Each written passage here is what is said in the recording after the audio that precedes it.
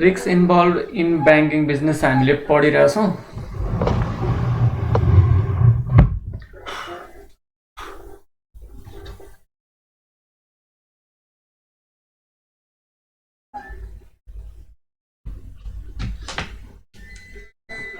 हिजो हामीले meaning and nature of financial रिस्कमा फाइनेन्सियल रिस्क भनेको के हो भन्ने बारेमा छलफल गऱ्यौँ।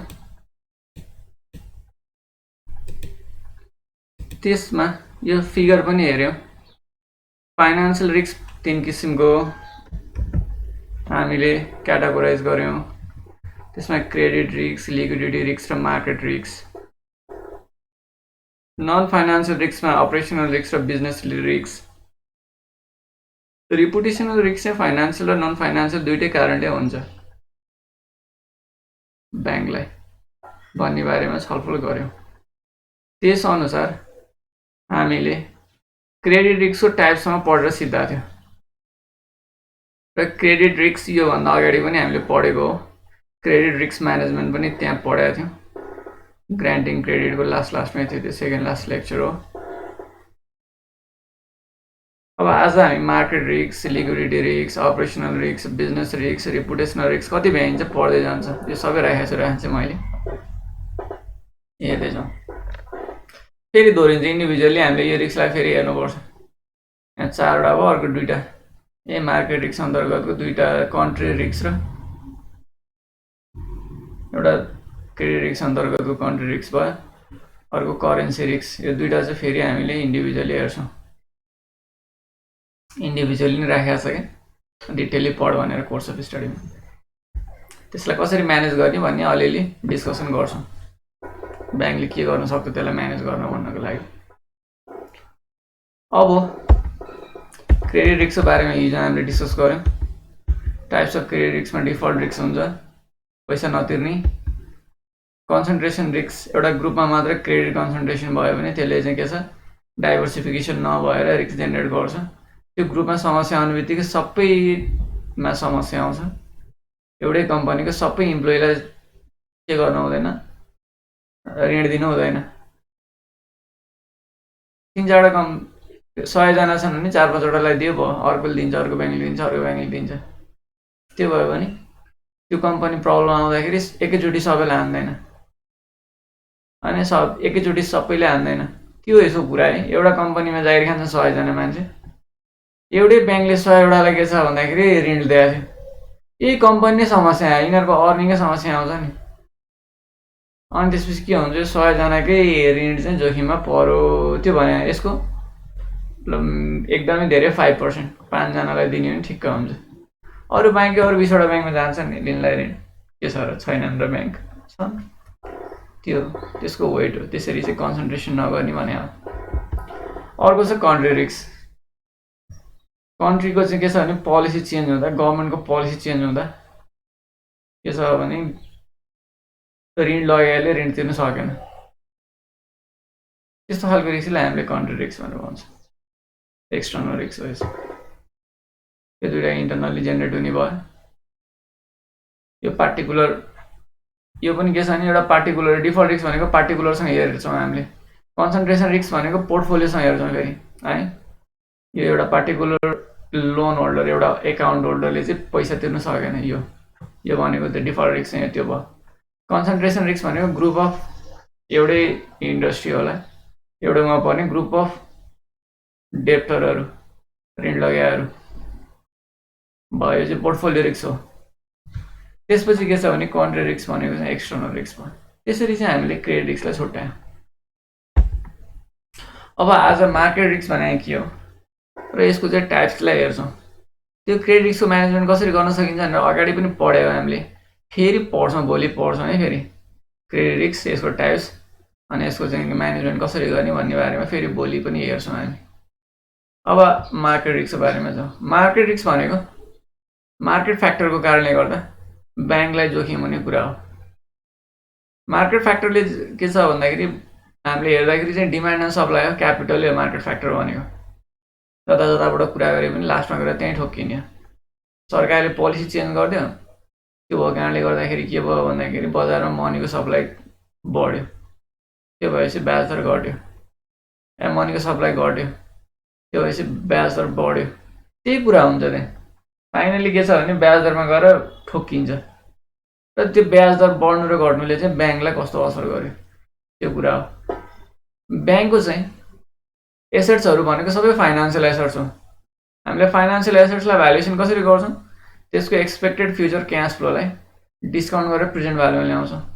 भनेको मतलब के हो भने त्यो भनेको के हो नि, जस्तो एउटा ब्याङ्कले लोन लगानी गर्यो फिक्स्ड बेसमा, कहाँ उकालो गल्ला सिधै आउँदैन पहिला मेटाउँ।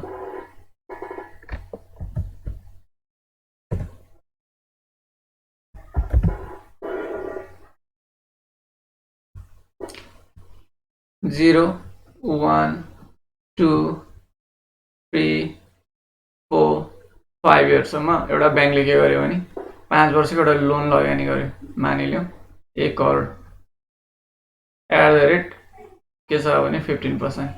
हुन त मन्थली उठाउला, तर इयरली नै हिसाब गरौँ 1 लाख, सरी 15 लाख, 15 लाख यहाँ आउँछ, 15 लाख यहाँ आउँछ, 15 लाख यहाँ आउँछ, 15 लाख यहाँ आउँछ। बोन्ड यस्तै हुन्छ नि होइन, 15 लाख यहाँ आउँछ, त्यो अनुसार हिसाब गरिदिनु लाग्यो। यो पनि बोन्डकै जस्तै त हुन्छ नि, क्यास फ्लोहरू हुन्छ, ब्याज हुन्छ, हिसाब हुन्छ, प्लस 1 करोड यहाँ आउँछ। सिम्पली बोन्डकै जसरी हिसाब गरौँ न यसलाई।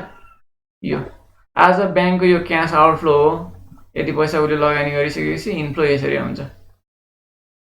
अब यसलाई भ्यालुएसन गर्ने बेला बोन्ड भ्यालुएसन गर्दा के गर्छ? V0 = I into PVIFA K% yen year plus M into PVIF K% yen year। यही गर्ने हो नि हामीले। I भनेको कति हो यहाँ? 15 लाख, 15 लाख इन्टु PVIFA। अब के पर्सेन्ट के छ भन्दाखेरि यही 15% हुन्छ, यसको भ्यालु 1 करोडै भइरहन्छ, 1 करोड नै भइरहन्छ। अब मानिलिउँ बजारमा बढेर यस्तो खालको रिस्की लोनको भ्यालु चाहिँ 16% भइदियो, 17% भइदियो, 18% भनौँ न, 18% भइदियो। अब 18% डिस्काउन्ट गरेर त के हुन्छ? यो यदि फिक्स रेट हो भने यस्तो समस्या आउँछ। भेरिएबल रेट भयो त चेन्ज हुँदै गर्दै जाने हो नि, यो फिक्स हुन्छ। 18% 5 year plus 1 crore 18% 5 year PVIF। यसरी चाहिँ के छ भन्दाखेरि यसको भ्यालु के हुन्छ त? 1 करोड भन्दा कम आउँछ, लेस देन 1 करोड आउँछ। ब्याज दर बढ्यो भने के हुन्छ? V0 त घट्छ, सिम्पल कुरा हो। यसको साटो के छ भने बजारमा ब्याज दर घट्यो भने त फाइदै हुन्छ, बढ्दा के हुन्छ? टेन्सन हुन्छ। यही कुरा हो, यसले हाम्रो पोर्टफोलियोको भ्यालुलाई इम्प्याक्ट गर्छ। तर के छ नि यहाँ त कन्सर्न के हो भने त्यसले त 15 लाख रुपियाँ दिइरहन्छ, फाइनली के हुन्छ? 1 करोड पनि के हुन्छ भन्दा आइहाल्छ। यहाँ चेन्ज चाहिँ कहाँ भयो त? यो किन यहाँ यो भ्यालु चाहिँ कम भयो त? किनकि कस्ट पनि बढे हुन्छ नि त्यही रेसियोमा। 3%ले पहिला के थियो भन्दाखेरि चाहिँ 5% स्प्रेड राखेर 10% कस्ट थियो यसलाई, यो फन्डको। अब 3%ले बढ्यो भने त फन्डको कस्ट 13% मा हुन्छ नि त, त्यहाँ लस हुन्छ हामीलाई।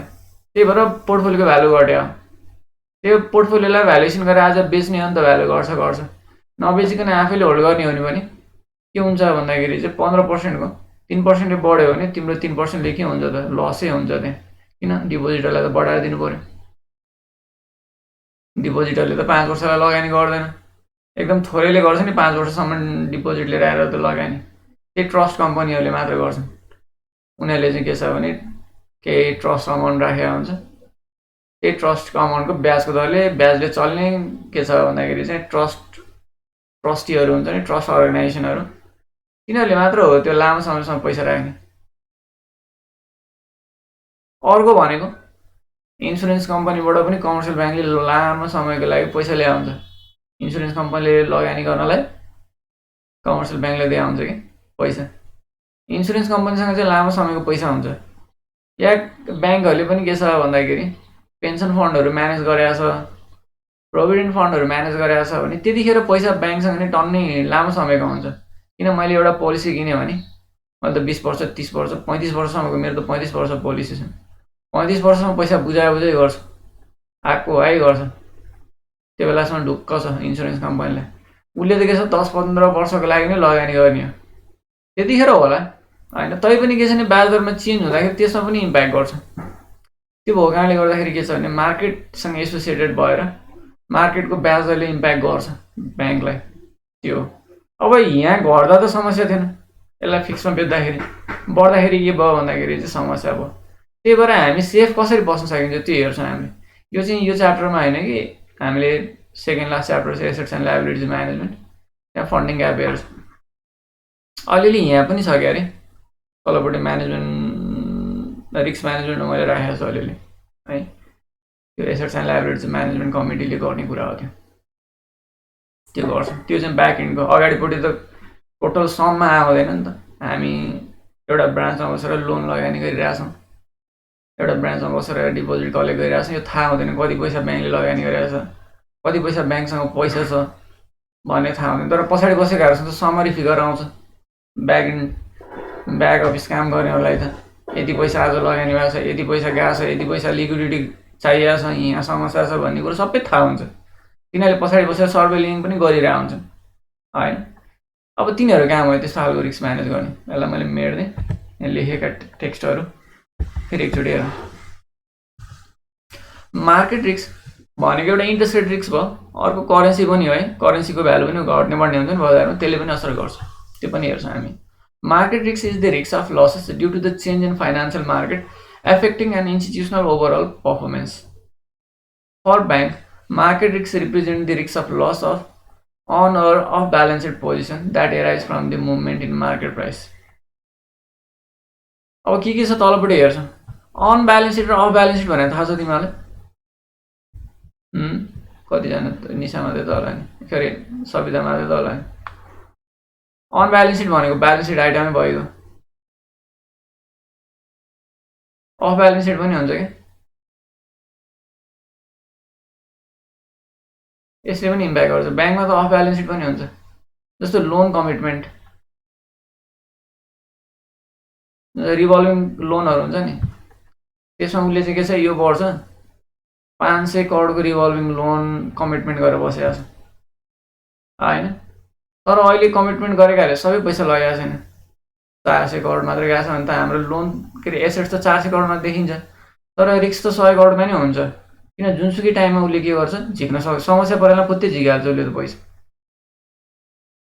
अहिलेको के छ भने ब्यालेन्स सिटमा चाहिँ 400 करोड देखिन्छ, तर 100 करोड अफ ब्यालेन्स सिट भन्ने देखिन्छ नै। त्यो पनि रिस्क वेट एसेट्समा हिसाब गर्नुपर्छ हामीले क्यापिटल एडुकेसन निकाल्दाखेरि। तिमीहरू कतै पनि राखेर हुन्छ फेरि कमर्सियल ब्याङ्कमा स्पेसलाइजेसन गर्ने भने क्यापिटल एडुकेसन कहीँ पनि छैन जस्तो लाग्छ मलाई हिसाब गर्ने। बरु कमर्सियल ब्याङ्क म्यानेजमेन्ट बिबिएसमा राखेको छ ती कुराहरू। यो नत्र यो हिसाब गरेर हेर्न सकिन्छ है। त्यहाँ of balance sheet on balance sheet सबैलाई कन्सिडर गरेर क्यापिटल एडुकेसन रेसियो निकाल्नुपर्छ, त्यसो रिस्क वेट एसेट्स पनि निकाल्नुपर्छ। त्यो ब्याङ्कले गरेको हुन्छ हेर त, tyre first capital, tyre second capital, capital education भनेर चाहिँ सबै पब्लिस पनि गरेको हुन्छ ब्याङ्कले वेबसाइटमा के छ उसको स्थिति भनेर। त्यो यसमा 100 करोडको के छ भन्दाखेरि उसलाई चाहिँ लोन नगए पनि अफ ब्यालेन्समा रिस्क छ, त्यो भन्यो। ब्याङ्क ग्यारेन्टी बसेको छ, यो लोन कमिटमेन्ट भयो, ब्याङ्क ग्यारेन्टी बसेको छ।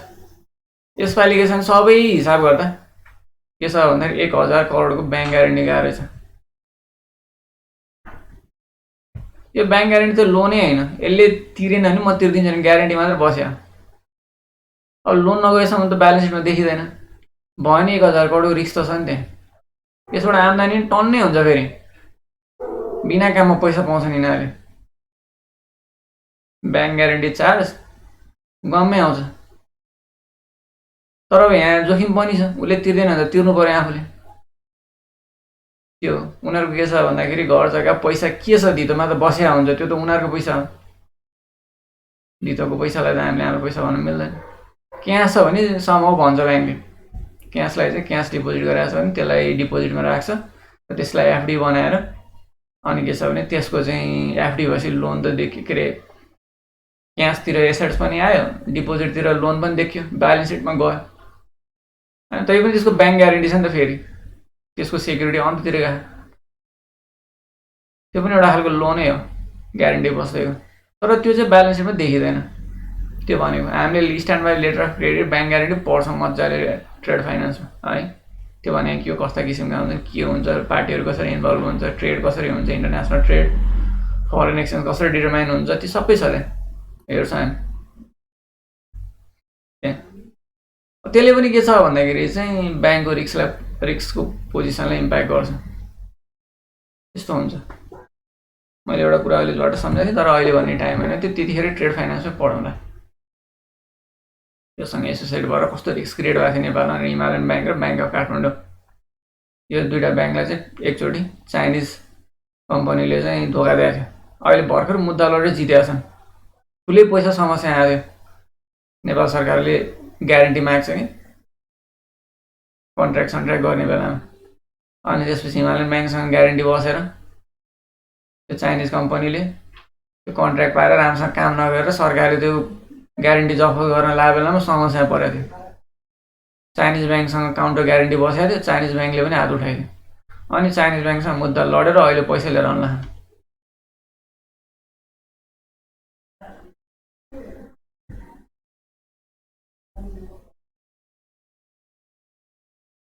यो भयो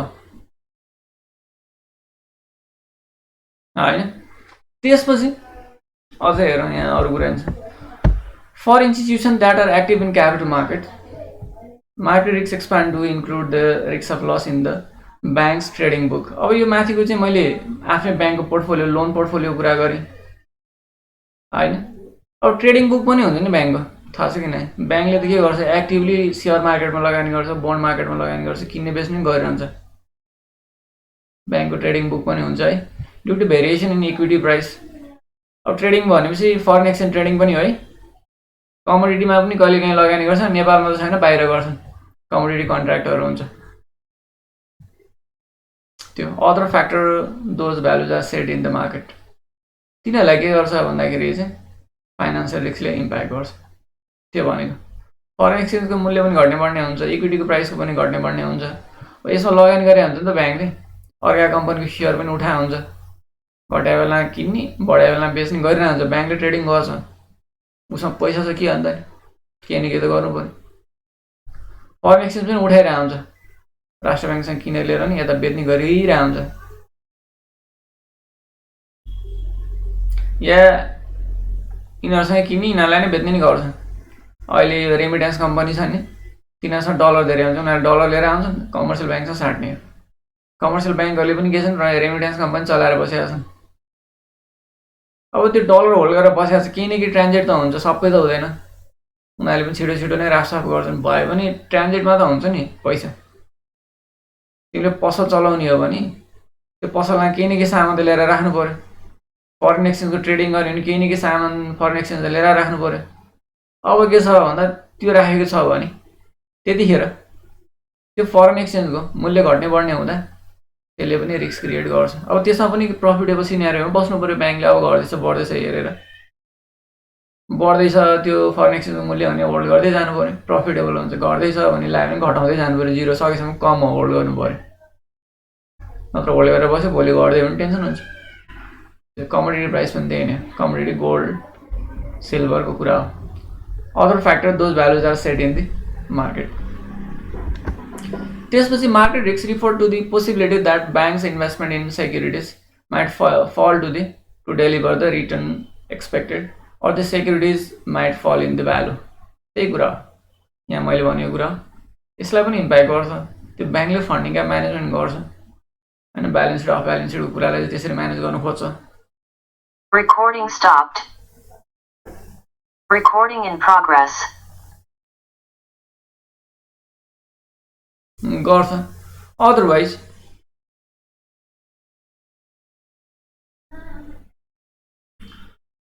अब ब्याङ्कले के छ भन्दाखेरि चाहिँ हेर्ने भनेको उसले ट्रेडिङ गरेको भ्यालुको चाहिँ अर्निङमा फ्लक्चुएसन हुन्छ कि या उसको सेक्युरिटीको भ्यालु घट्छ कि बढ्छ कि भन्ने कुरा हो। बजारमा सेयरको मूल्य घट्ने बढ्ने त भइरहन्छ त्यो। Market risk is faced by all the market participants, and the proper hedging mechanism have to be set up by the banks to protect themselves from the market risk prevalent throughout the year. बजारबाट आउने रिस्कहरूलाई चाहिँ प्रिभिलेन्ट गर्नको लागि केही न केही के छ भन्दाखेरि चाहिँ काम चाहिँ गरिराख्नुपर्छ भन्ने कुरा तलपट्टि हामी भोलि नै हुन्छ कि पर्सि हुन्छ हामी मार्केट रिस्कलाई कसरी म्यानेज गर्ने भन्ने कुरामा केही कुराहरू छलफल चाहिँ गर्छौँ। यो भयो। अब टाइप्स अफ मार्केट रिस्क।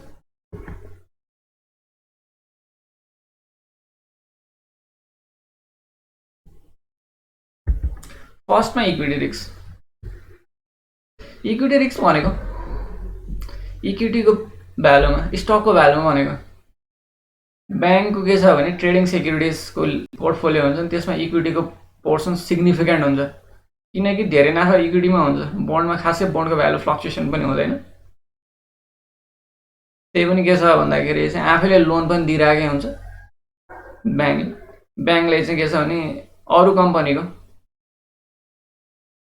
बोन्डहरू पनि उठाउँछ, नउठाउने होइन।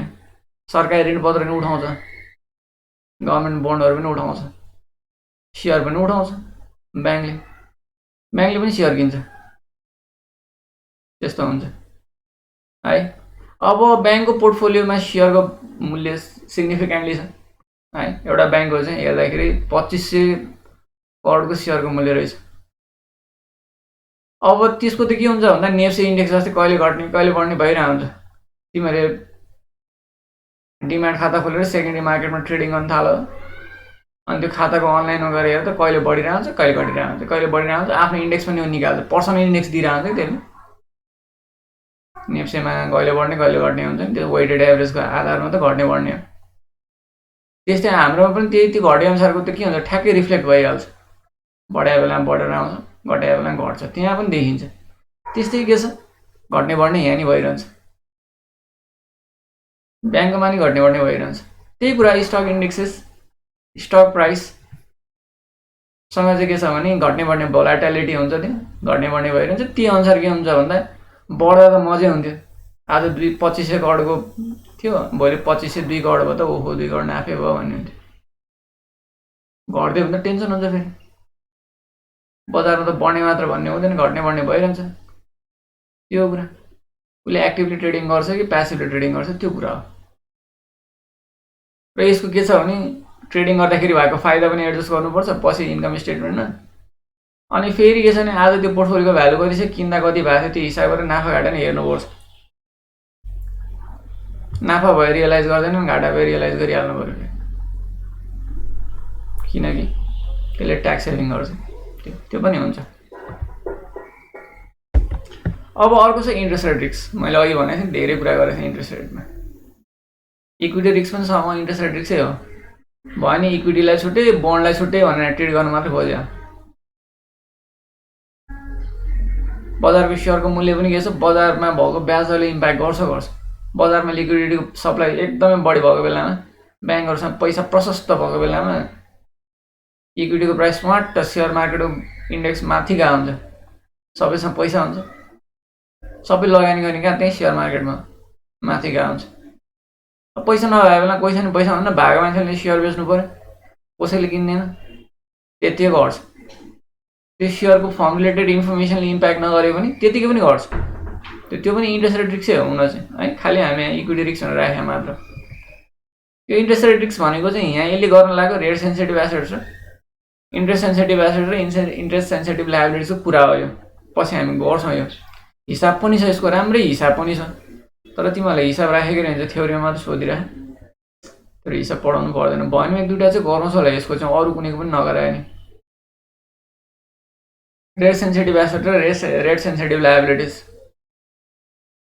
छ भने त्यतिखेर के छ भन्दाखेरि चाहिँ त्यो दुइटालाई चाहिँ हामीले एउटै फिगर बनाएनौँ भने भोलि के छ नि एउटाले डोमिनेट गर्दाखेरि लस हुने सम्भावना हुन्छ। त्यस्तो हुन्छ कि हामीले ग्याप भनेको के भन्छ भने gap is equal to rate sensitive assets. यो भनेको बजारमा ब्याज चेन्ज हुँदा त्यसको चाहिँ अर्निङमा चेन्ज हुने rate sensitive assets minus rate sensitive liabilities गर्छ। यसमा तिर्न पर्छ, यसबाट आम्दानी हुन्छ, यसमा प्लस हुन्छ, यसमा माइनस हुन्छ, तिर्नुपर्छ।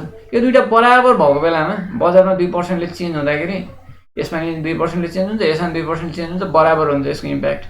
यसको फरक हुने बित्तिकै के छ भने यो पोजिटिभ भयो, ब्याज दर बढ्यो भने फाइदा हुन्छ 2%ले बढ्यो घट्यो भने फेरि के हुन्छ अर्निङतिर घट्छ यहाँ नेगेटिभ हुँदाखेरि के छ अर्निङतिर घट्छ यता उतातिर चाहिँ के छ भने बढीले घटिदिन्छ यतापट्टि त्यो हुँदाखेरि फेरि के हुन्छ लस हुन्छ त्यस्तो हुन्छ हामी हेर्छौँ ग्याप म्यानेजमेन्ट हेर्छौँ है अहिले डिस्कस नगर्नु यसो डिटेलली यहाँ यसमा चाहिँ रेट सेन्सिटिभ एसेट्स र रेट सेन्सिटिभ लायबिलिटिजमा चाहिँ बजारमा ब्याज दर चेन्ज हुँदाखेरि इम्प्याक्ट गर्छ ब्याङ्कले चाहिँ लोन लगानी गरेको छ अरूमा लगानी गरेको छ तिनीहरू रेट सेन्सिटिभ छ बजारमा ब्याज दर चेन्ज हुन्छ भने फिक्स हुँदा अर्को खालको रिस्क हुन्छ फेरि है फिक्स हुँदा पनि रिस्क हुन्छ फिक्स रिस्कको चाहिँ फिक्स हुँदाखेरि रिस्क हुनेलाई चाहिँ फेरि हामीले ड्युरेसन ग्याप भन्छ त्यो ड्युरेसन ग्यापतिर जाँदै छुँदै छुँदैन कहीँ छैन दिमागको फेरि त्यो पनि राख्नु त पर्ने किन नराख्यो अलिअलि हिसाब पनि हुन्छ दिमाग यो चाहिँ छ फन्डिङ ग्याप चाहिँ एसेट्स एन्ड लायबिलिटिज म्यानेजमेन्ट अलिअलि छ अब ब्याज दरले चाहिँ के छ चेन्ज गर्ने एसेट छ भने त्यसलाई कसरी म्यानेज गर्ने त भन्दा त्योसँग बराबर हुने लायबिलिटिज बनाइदिइराख्ने होइन त्यसले चाहिँ के गर्छ फन्डिङ ग्याप जिरो हुँदाखेरि एउटा चेन्ज भयो अर्को पनि चेन्ज हुन्छ एउटा घट्यो अर्को पनि घट्छ एउटा बढ्यो अर्को पनि बढ्छ र हेज भइरहेको छ कि रिस्क त्यसरी हामीले चाहिँ त्यसलाई म्यानेज गर्न खोज्छौँ त्यो ब्याक एन्डमा त्यो काम हुन्छ नहुने होइन हरेक ब्याङ्कले गर्छन् त्यो नगर्ने भने समस्या आउँछ फेरि पछि ब्याङ्कको पनि एउटा सम हो के हुन्छ भने दुईवटा कुरा एउटा म्याचुरिटी म्याचिङ अर्को फन्डिङ म्याचिङ यो दुईवटा हुन्छ म्याचुरिटी म्याचिङ भनेको उसले कुनै न कुनै तरिकाबाट एभरेज म्याचुरिटी ड्युरेसन भन्छ कि त्यसलाई एभरेज ड्युरेसन क्यास इन्फ्लो हुने र आउटफ्लो हुनेको एभरेज ड्युरेसन म्याच गरेर बसिरहेको हुन्छ त्यो भएन भने फेरि के गर्नुपर्छ भने फेरि क्यास फ्लोमा समस्या आउँछ जस्तो डिपोजिटरको चाहिँ एभरेज ड्युरेसन कति छ त सम्म उनीहरूले एक्सपेक्ट गरेर त्यो अनुसारको एभरेज ड्युरेसन म्याच गरेर लोन फ्लो गर्छ कि उनीहरूले त्यो भनेको डिपोजिटरको सर्ट रन होला उनीहरूले लङ रन क्यापिटलहरू पनि इस्यु गरे हुन्छ होइन उनीहरूले चाहिँ के छ मैले अघि भने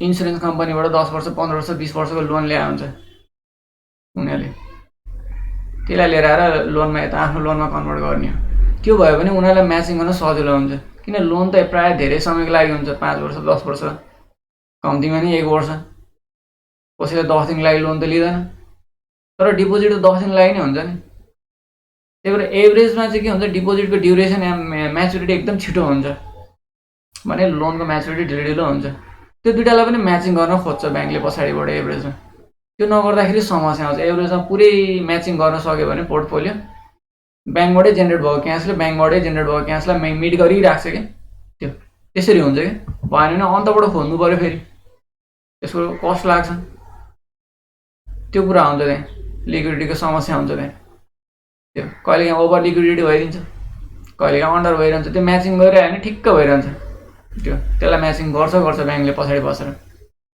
अर्को म्याचिङ भनेको अहिले मैले भने नि रेट सेन्सिटिभ एसेट र रेट सेन्सिटिभ लायबिलिटिज यसलाई पनि म्याचिङ गरेर बसेकै हुन्छ ओभरअलमा के छ भन्दाखेरि यति हामीले लोन लगानी गरेका छौँ यति हाम्रो डिपोजिट छ यति यो दुईटा बराबरको लागि चाहिँ हामीले के छ भने बजारमा ब्याज दर बढ्दा घट्दा बराबर तरिकाले चेन्ज गर्दै जानुपर्छ भनेर उनीहरूको एउटा खालको पछाडि लमसम हिसाब हुन्छ हुन चाहिँ अपरेसनको काम हो नि स्ट्राटेजीको काम हो त्यही भनौँ न ट्रेजरी म्यानेजमेन्टको काम हो यो पछाडिपट्टि बसेर ब्याक एन्डमा काम गर्ने ट्रेजरी म्यानेजरहरूले गर्छन् यी काम ब्याङ्कमा यो हुन्छ है यसरी चाहिँ के छ भन्दा यी कुराहरू अलिकति पछि पनि आउला इन्ट्रेस्ट रेटले चाहिँ के गर्छ ब्याङ्कलाई चाहिँ एकदमै ठुलो इम्प्याक्ट गर्छ किन ब्याङ्कले खेल्ने नै इन्ट्रेस्ट रेटमा यस्तो खालको रिस्क एकदमै यो फाइनेन्सियल रिस्कमा पनि एकदमै क्रुसियल रिस्क भने इन्ट्रेस्ट रेट रिस्क हो ब्याङ्कको लागि मार्केट रिस्क त्यसपछि अर्को छ करेन्सी रिस्क अब करेन्सी रिस्क पनि मैले कुरा गरेँ अघि त्यही कुरा फेरि अलिकति गर्छु ब्याङ्कले एक्टिभली करेन्सी ट्रेड गरेर आउँछ अब तिमीले कुनै सामान वस्तु के छ भने बेच्छौ भने तिमीले स्टोरमा ल्याएर त्यो सामान त राख्नु पर्यो होइन राख्नु त पर्यो कोही न कोहीले राख्नु पर्यो ब्याङ्कले नराख्यो भने अहिले त अनलाइन सबै थोक हुन्छ त्यो पनि हुनसक्छ होइन कोही न कोहीले त राख्नु पर्यो कोही न कोही त राख्नु पर्यो उसको ब्याङ्क एकाउन्टमा त हुन्छ त्यो भर्चुअली भए पनि हुन्छ उसले कुनै न कुनै रिस्क त लिएर बस्नै पर्छ अब त्यसको मूल्य बजारमा घट्ने बढ्ने भइरहन्छ त्यो घट्ने बढ्ने कारण पनि के छ नि इकोनोमिक इन्डिकेटरले इम्प्याक्ट गर्छ थाहा हुन्छ ब्याङ्कलाई सम्म बढ्ला घट्ला भन्ने कुरा त्यो पनि के छ फरेन करेन्सीको दबाब कस्तो छ लोकल मार्केटमा त्यही अनुसार राष्ट्र ब्याङ्कले चाहिँ के गर्ने हो भने त्यसलाई रिभाइज गर्ने हो राष्ट्र ब्याङ्क भन्दा सेन्ट्रल ब्याङ्क भन्छौँ नेपालको चाहिँ फेरि होइन नेपालको चाहिँ के छ इन्डियाको आरबिआईले गर्छ चेन्ज गर्छ त्यही अनुसार यो 100 आइसी इजिकल टु हाम्रो फिक्स छ नि आइसी इजिकल टु 160 एनसी यसैमा फेरि कन्भर्ट गर्ने हो अब $1 मानिलिउँ 100 आइसीले कति आउँछ भन्दाखेरि चाहिँ आज आरबिआईले कति राख्यो 100 आइसीको भने $1.25 राख्यो भने यही इक्विभ्यालेन्ट टु 180-60 हुन्छ कि नेपालले यसरी बनाउँछ कि यसैको अनुसार के छ भने $1 को मूल्य कति हाल्छ त्यो निकाल्छ र ट्रेडिङ गर्छ तर यो आरबिआईले कसरी गर्छ भन्ने कुरा पछि हेर्छौँ यो प्योरली के छ भन्दाखेरि इन्डियन मार्केटमा फरेन करेन्सीको दबाब कस्तो छ त्यसले हो बाहिरबाट करेन्सी एकदमै हाई लेभलमा फ्लो भएको छ नि त्यसको मूल्य घट्छ यहाँबाट बाहिर फ्लो हुन लाग्यो त्यसको सर्टेज हुन लाग्यो विदेशी सामानको के छ भने दबाब बढी हुन लाग्यो भने त्यतिखेर के छ भन्दाखेरि त्यसको मूल्य बढ्छ यो हुन्छ समूह के छ भने फरेन ट्रेडले इम्प्याक्ट गर्छ क्या यो कुरा हामीलाई चाहिँ देशमा फरेन करेन्सीको फ्लो कसरी आउने रेमिटेन्सले आउँछ नेपालमा त रेमिटेन्सले आउँछ इन्डियामा त रेमिटेन्सले मात्र होइन बाहिर पनि सामान बेच्छ इन्डियालाई टन्नै नेपाललाई कति बेच्छ इन्डिया त वर्ल्डकै टप ट्रेडर हो नि त सस्तोमा सामान उत्पादन गर्छ उसले एक्सपोर्टबाट आउँछ होइन अरू टुरिज्मबाट होला केबाट होला सबै पैसा आयो भने त्यो राष्ट्र ब्याङ्कमा या सेन्ट्रल ब्याङ्कमा खने आउँछ जान्छ क्या त्यो पैसा एउटा बिओपी भनिन्छ ब्यालेन्स अफ पेमेन्ट अलिअलि पुरा गर्छौँ हामी यो के छ क्यास एकाउन्ट हो क्या देशको विदेशबाट आएको पैसा जम्मै यहीँ हुन्छ त्यसलाई धितो राखेर के गर्छ भन्दाखेरि चाहिँ नेपालमा भयो नेप्लिज रुपिस विदेशबाट रेमिटेन्स आयो डलरमा आउँछ त्यसैलाई धितोमा राखेर राष्ट्र ब्याङ्कले के गर्छ भन्दाखेरि चाहिँ त्यही डलर धितो राखेर नेपाली पैसा काटेर दिँदो हो नि नेपालीले हामीलाई डलर त दिँदैन त्यो हुँदाखेरि यो ब्यालेन्स अफ पेमेन्टमा चाहिँ के हुन्छ भन्दाखेरि उताबाट बाहिरबाट जति जुन सोर्सबाट आयो भने यहीँ खनिन्छ जुन सोर्सको लागि बाहिर गयो डलर नेपालबाट नि यहीँबाट जान्छ कि जस्तो हामीले विदेशी सामान खरिद गऱ्यो हामीले तिर्दा त नेपाली रुपिस तिरेको हुन्छ तर ट्रेडरले विदेशमा गएर सामान ल्याउँदा फेरि के हुन्छ भन्दाखेरि कमर्सियल ब्याङ्क गएर डलर साटेर जान्छ नि त्यो डलरको अन्तिम सोर्स भने फेरि राष्ट्र ब्याङ्क हो कमर्सियल ब्याङ्कले फेरि राष्ट्र ब्याङ्कसँग लिने हो भने हाम्रो यो ब्यालेन्स अफ पेमेन्ट एकाउन्टमा के हुन्छ क्यास इन्फ्लो हुँदा यहीँ थपिन्छ आउटफ्लो हुँदा त्यो देशमा जसले हामीले किने पनि जसले किने पनि त्यही हो यहाँबाट आउटफ्लो हुने पनि यहाँबाट गर्छ यो हुन्छ यो ब्यालेन्स अफ पेमेन्ट एकाउन्टमा फरेन करेन्सीको प्रेसर के छ त्यसको आधारमा फरेन करेन्सीको भ्यालु डिटर्माइन हुन्छ पछि हामीले यो डिस्कस गर्छौँ यो अलिअलि ब्याङ्कलाई थाहा हुन्छ अब के छ भन्दा फरेन करेन्सीको भ्यालु बढ्दैछ घट्दैछ के हुँदैछ रिजर्भ बढ्दैछ दिनदिनैको भ्यालु निक्लिरहेको हुन्छ ब्याक इन्डमा बसेर हेर्ने हो भने ब्याक अफिस बसेर हेर्ने आफ्नै को पनि थाहा हुन्छ ब्याङ्कको टोटल इन्डस्ट्रीको पनि थाहा हुन्छ राष्ट्र ब्याङ्कले निकालेर आउँछ डे टु डे बेसिसमा निकाल्छ हरेक दिनको निक्लिन्छ हेरिरहेको हुन्छ तिनीहरूले त्यो अहिले के छ सबै अनलाइन छ सम भ्यालु आइहाल्छ त्यसको आधारमा के छ भने फरेन करेन्सीको प्रेसर कस्तो छ त्यसैको आधारमा के छ भने फरेन करेन्सीको मूल्य निर्धारण हुने हो त्यो अलिअलि मैले भन्ने अहिले पछि पनि हामी कुरा गर्छौँ अब यसरी चाहिँ के छ भन्दाखेरि फरेन करेन्सीको मूल्य घट्ने बढ्ने हुँदा अब उनीहरूले बोकेर बसेर फरेन करेन्सीको मूल्य तिनीहरूलाई इम्प्याक्ट गर्ने भयो होइन र गर्छ अभियसली गर्छ त्यस्तो खालको रिस्कलाई चाहिँ हामीले के भन्छ भने करेन्सी रिस्क भनेर भन्छ उसले चाहिँ एसेट्स मात्र होल्ड गरे हुँदैन लायबिलिटिज पनि हुन्छ उसले कमिटमेन्ट गरे हुन्छ फरवर्डमा गएर यदि यो करेन्सीको रेटमा यतिले म पे गर्छु भनेर गरे हुन्छ आज यसको सिम्पल रुल भनेको के भने पछि तिमीहरूले अब फरवर्ड के डेरिभेटिभ एन्ड रिस्क पढ्ने भनेर छ होइन अप्सन त्यहाँ गएर पढ्छ आज तिमीलाई के छ भने अबको 1 वर्षपछि 1 इयर पछि तिमीलाई के छ भने नेपालबाट विदेशमा पैसा लान छ $1 मिलियन तिमीलाई के लाग्यो भने अब 1 वर्षपछि एकदमै ठुलो तरिकाले के छ भने डलरको मूल्य बढ्दैछ म आजै किनेर राख्छु भन्ने मन लाग्यो भने यसमा यसले रिस्क फ्री रेट लगाउँछ कि 1+RF को रेटमा तिमीले यो किन्न सक्छौ आज यो 1+ यो RF रिस्क फ्री रेट मानिलिनु आज 8% छ एकरी 3% छ ब्याङ्कको लागि भने तिमीले यो $1 million को 3% के गर्छ, आज तिमीले प्रिमियम तिर्यो भने ब्याङ्कले यसलाई होल्ड गरेर बस्दिन्छ। यसको प्राइसिङ यसरी हुन्छ क्या, किनकि उसको लागि त के छ, अपर्च्युनिटी कस्ट भनेर रिस्क फ्री मात्र हो नि त। उसले त पैसा त त्यहीँ होल्ड गरेर बस्ने हो। उसले के छ, आज यो रिस्क फ्री रेट 3% भनेको कति हुन्छ, 1 million को 0.03 million डलर। यो आज होल्ड गरेर बस्न पायो, त्यसलाई त लगानी गर्न पायो। त्यो आजै लिएर आएर यसको ब्याज लाग्ने त यति नै हो नि।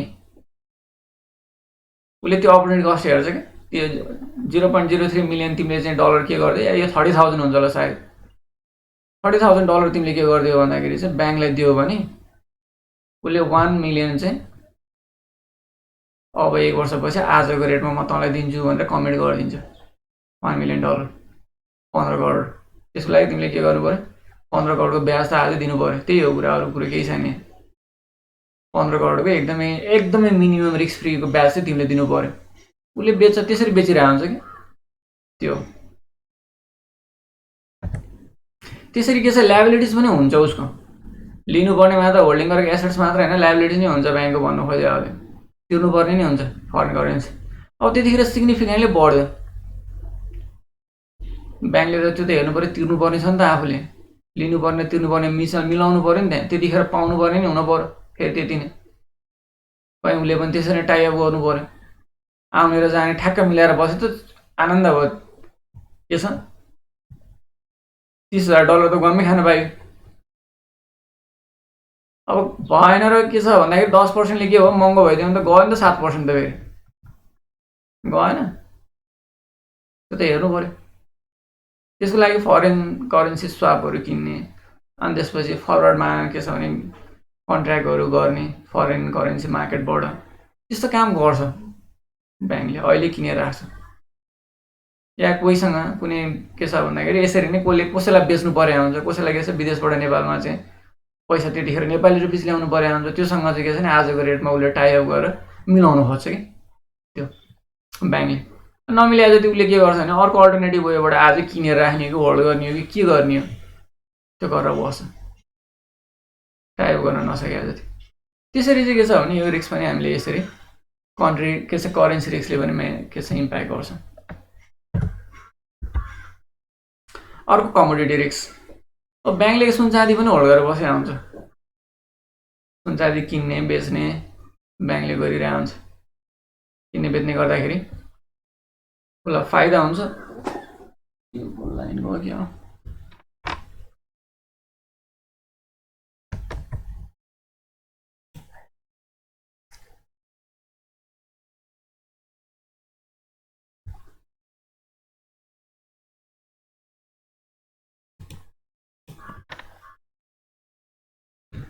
सुनेको छ?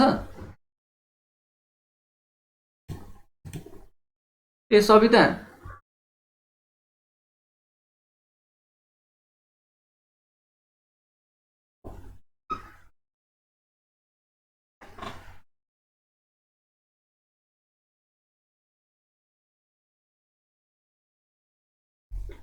Recording in progress. ए सविता सुने है? ए सविता सुन्यो? अब सुन्यो? ए मेरो लाइन गयो कि ठ्याक्क अर्कोमा कनेक्ट हुनलाई अलिकति टाइम लाग्यो। ल ठिक छ, मैले धेरै बोलेँ होइन, लाइन जाने बित्तिकै चुप लाएर बसेछु। अब टाइम पनि हुन लाग्यो। आज त फाइनेन्सियल रिस्क र मार्केट रिस्क मात्र पढेको आयो। कमोडिटी रिस्क, करेन्सी रिस्क मैले कुरा गरेँ, सुन्यो है? करेन्सी रिस्क सुन्यो सर, कमोडिटी रिस्क पनि अलिअलि कुरा सुनेको थिएँ, फ्याटा गयो होइन। कमोडिटी रिस्क भनेको चाहिँ सुन चाँदी होल्ड गरेर बसेको हुन्छ क्या ब्याङ्कले सुन चाँदी पनि त होल्ड गर्छ नि। अरू कमोडिटी नै होल्ड गरेर हुनसक्छ ब्याङ्कले है। कमोडिटी भनेर सुन चाँदी नै बोकेर बस्नुपर्ने होइन, त्यसको कन्ट्र्याक्ट पेपर हुन्छ। त्यो कन्ट्र्याक्ट पेपर चाहिँ के छ भने ब्याङ्कले होल्ड गरेर हुनसक्छ। इभन मार्केटको अरू कमोडिटीहरू पनि हुन्छ। यदि ब्याङ्कले एक्टिभली कमोडिटी कन्ट्र्याक्टमा ट्रेडिङ गरेको छ, फ्युचर कन्ट्र्याक्टमा ट्रेडिङ गरेको छ नि त उसले देखेछ व्हिटको पनि हुन सक्छ, गहुँको पनि हुन सक्छ, कटन पनि चल्छ, लाइभ स्टकहरू पनि चल्छ युरोपमा त। अब नेपालमा त केही पनि चल्दैन, यही सुनचाँदी मात्र हो। कपर पनि चल्छ, आइरन पनि चल्छ, 100वटा भन्दा धेरै कमोडिटीहरू चल्छन्। 50वटा त एक्टिभली 50 प्लस एक्टिभली के छ भने ट्रेडिङ हुन्छ। कमोडिटी मार्केटको सिम्पल कन्सेप्ट के हो भने जस्तो हाम्रो यहाँ तरकारी बजार छ नि कालीमाटी तरकारी बजारमा गर्ने दिनै के हुन्छ भन्दाखेरि प्राइस चेन्ज भइरहन्छ नि तरकारीको, थाहा छ नि। कुनै दिन कुनै तरकारी धेरै आयो भने त्यसको मूल्य घट्छ। त्यहाँ के छ भने दलालहरू बसेका हुन्छन्, उताबाट किसानले सामान ल्याउँछ राति अनि त्यहाँ बसेका सटरहरू लिएर बसेका दलालहरू हुन्छ नि होलसेल किन्ने। त्यो दिन सामान त्यो खालको सामान जस्तो भनौँ न काउली आयो, काउली डुङ्गुर आयो भने त्यो दिनमा स्वाटै काउलीको मूल्य घट्छ। काउली एउटा दुईवटा ट्रक मात्रै आयो भने अनि त्यो एक दुईवटा ट्रकले चाहिँ घच्चै पैसा पाउँछ। त्यो डिमान्ड एन्ड सप्लाईले दिनै इम्प्याक्ट गर्छ त्यसलाई। त्यस्तै एउटा फिजिकल मार्केट हुन्छ कि जस्तो सुनको पनि त एउटा फिजिकल मार्केट हुन्छ, किन्ने बेच्ने गरिरहेको हुन्छन्। त्यसमा त्यो सुनको मूल्य घट्ने बढ्ने भइरहेको हुन्छ। क्रुड आइलको पनि फिजिकल मार्केट हुन्छ, त्यहाँ के छ भने किन्ने बेच्ने भइरहेको हुन्छ, घट्ने बढ्ने भइरहेको हुन्छ त्यहाँ। अब त्यसैको प्राइसलाई चाहिँ के छ भने अन्डरलिङ बनाएर अरू कन्ट्र्याक्ट पेपरहरू बनाएर ट्रेड गर्छन् कि त्यो प्राइसमा बढ्यो भने त्यहाँ किन्न आउने नि हुन्छन्, बेच्न आउने पनि हुन्छन्। त्यहाँ मार्केट पनि हुन्छ, क्लियरिङ हाउस एजेन्ट पनि हुन्छ, ब्रोकर पनि हुन्छ। त्यही सेयर किने जस्तै हुन्छ। अनि त्यही ब्रोकरहरूले बनाउँछन् यस्ता सर्टिफिकेट, 1 किलो सुनको सर्टिफिकेट, 2 किलो सुनको सर्टिफिकेट भनेर त्यो ब्रोकरहरूले बनाउँछन्। त्यो किन्न आउने नि हुन्छन्, बेच्न आउने नि हुन्छन्। त्यसको अपर्च्युनिटी अनुसार बजारमा ट्रेडिङ गर्दै जाँदा आफै प्राइसिङ डिटरमाइन हुन्छ, कसलाई नाफा हुन्छ कसलाई घाटा हुन्छ के हुन्छ। यसरी एक्टिभली पार्टिसिपेट भएको छ ब्याङ्क कमोडिटी मार्केटमा पनि। त्यतिखेर के छ भन्दाखेरि चाहिँ अब नेपालमा चाहिँ छैन त्यस्तो खालको मार्केट छ र छैन नि, कुनै मार्केट छैन। यही तरकारी बजार हो। तरकारी बजारको त बनाउनै मिल्दैन त्यस्तो, किन भन्दा त्यो त 24 घण्टापछि त तरकारी त स्वाटै जान्छ, बिग्रिन्छ नि। गोल्ड पो कहिल्यै बिग्रिँदैन। त्यसलाई चाहिँ एक ठाउँमा राखेर धितो राखेर त्यसको सेयर सर्टिफिकेट बनाएर या त्यसको ओनरसिप सर्टिफिकेट बनाएर लिस्टिङ गरेर घट्दा बढ्दा ट्रेडिङ गर्ने। अब काउलीलाई एक ठाउँ धितो राख्यो भने अब भोलिपल्टै कुहिन्छ, के काम। नेपालमा छैन त्यस्तो, त्यही भएर डेरिभेटिभ मार्केट पनि छैन नेपालमा, नचल्नुको कारण त्यो। किन यहाँ मार्केट खोलेर पनि गर्ने कि यहाँको बजारले इम्प्याक्ट गर्ने होइन, इन्टरनेसनल मार्केटले इम्प्याक्ट गर्छ त्यसले। हाम्रो मार्केट सानो छ, त्यो कुरा।